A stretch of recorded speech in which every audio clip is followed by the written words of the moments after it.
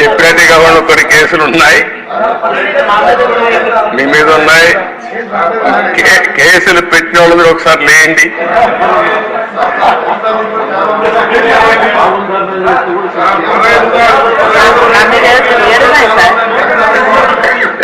చూసారా దేశ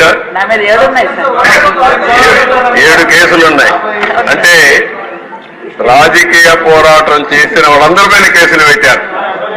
అంటే ఇంకెప్పటికీ బయట రాకూడదు అనుకున్నారు కానీ నేరుగా ప్రజలు ఆలోచించి అసెంబ్లీ పంపించారు అధ్యక్ష అందరినీ. మెజారిటీ మీరు చూశారు. ఆనాటి పాలనలో మనందరూ బాధితులే అసెంబ్లీ నుండి అందరూ. Thank you.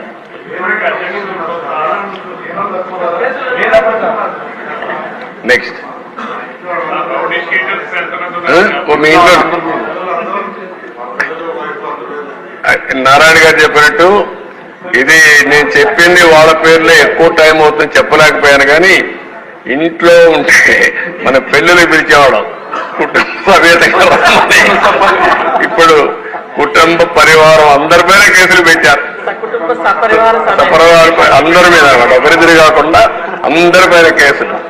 అంటే ఏ విధంగా హెరాస్ చేశారు. ఈ రాష్ట్రంలో ఎవ్వరు వ్యాపారాలు చేయడానికి వీలు లేదు, ఎవరు బయట రావడానికి వీలు లేదు, ఎవరు మాట్లాడడానికి వీలు లేదు. ఒకవేళ మీరు ఆస్తులుంటే ఆస్తుల్లో కూడా వాటా ఇవ్వమంటే ఇవ్వాల్సిందే. ఇలాంటి భయంకరమైన పరిస్థితులు. నారాయణ గారు అయితే కూతుర్లు పెట్టారు, వాళ్ళ మిస్సెస్ పేరు పెట్టారు, అందరినీ వదిలిపెట్టలేదు. లేని వాళ్ళు చాలా మంది తక్కువ ఉన్నారు. ఇక్కడ 20 కేసులు ఉన్నాయి. అల్లుణ్ణి, కూతుర్ని, భార్యని అందరినీ సిబిసిఐడి తీసుకొచ్చి ఎక్కడికక్కడ ఎంక్వైరీ మీద ఎంక్వైరీ ఎన్ని చేయాలని చేసే పరిస్థితికి వచ్చారు. ఇప్పుడే ఒక చంద్రమోహన్ రెడ్డి గారు చెప్తున్నారు, కేసులు లేని వాళ్ళు పుణ్యాత్ములు, వాళ్ళకు బోనస్ అది ఎవరున్నారు పైకి లేవని ఒకసారి చూపించడానికి. కేసులు లేని వాళ్ళు అదృష్టవంతుల వాళ్ళు. చూసారా దేశ కేసులు లేని వాళ్ళు వీళ్ళు మాత్రం